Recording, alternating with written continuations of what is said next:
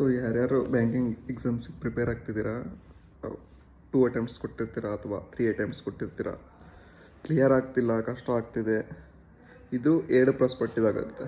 ಒಂದು, ನೀವು ಜೆನ್ಯೂನ್ನಾಗಿ ಎಫರ್ಟ್ ಹಾಕಿದರೂ ಕೂಡ ಕ್ಲಿಯರ್ ಆಗ್ತಿಲ್ಲ.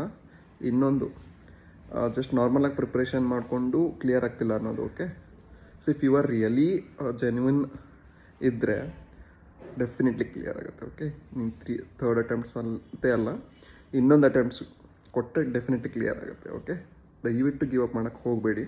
ಯಾಕಂದರೆ ಪ್ರೆಸೆನ್ಸ್ ಆಫ್ ಮೈಂಡ್ ಮ್ಯಾಟ್ರ್ ಆಗುತ್ತೆ ಎಕ್ಸಾಮಲ್ಲಿ. ಓಕೆ, ರೀಸೆಂಟ್ಲಿ ನಡೆದಿರೋ RRB ಎಕ್ಸಾಮ್ಸಲ್ಲಿ 3 to 4 years ಪ್ರಿಪ್ರೇಷನ್ ಆಗಿಲ್ಲ ಸರ್ ಅಂತಿದ್ದಾರೆ. ಸೊ ಅದೇನಾಗುತ್ತೆ ಅಂದರೆ ಇವಾಗ ನಾವು ಚೆನ್ನಾಗಿ ಪ್ರಿಪೇರ್ ಆಗ್ತಿದ್ದೀವಿ, ಮಾಕ್ ಎಲ್ಲ ಚೆನ್ನಾಗಿ ಕೊಡ್ತಿದ್ದೀವಿ, ಬಟ್ ರಿಯಲ್ ಎಕ್ಸಾಮಲ್ಲಿ ನಮಗೆ ಎಕ್ಸಿಕ್ಯೂಷನ್ ಮಾಡುವಾಗ ಪ್ರೆಸೆನ್ಸ್ ಆಫ್ ಮೈಂಡ್ ಆಗಲಿ ಅಥವಾ ಅದರ ಟೆಂಪ್ಟೇಷನ್ ಆಗಲಿ, ಅದೇನೋ ಒಂದು ನಮ್ಮ ಟೈಮ್ ಬರದೇ ಇದ್ದರೆ ಆ ಥರ ಆಗುತ್ತೆ.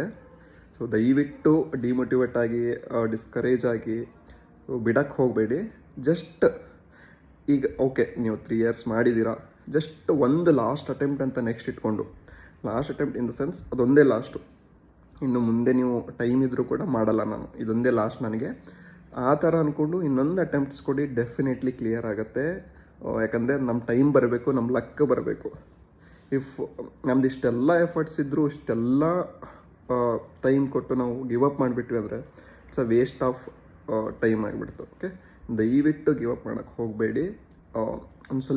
ಇನ್ನೂ ಸ್ವಲ್ಪ ಎಫರ್ಟ್ಸ್ ಹಾಕಿ, ಎಲ್ಲಿ ಮಿಸ್ ಆಗ್ತೀನಿ ಅನ್ನೋದು ನೋಡ್ಕೊಳ್ಳಿ. ಓಕೆ, ಇನ್ನು ಕ್ಲಿಯರ್ ಆಗಿರೋರಿಗೆ ಕಂಗ್ರ್ಯಾಚುಲೇಷನ್ಸ್.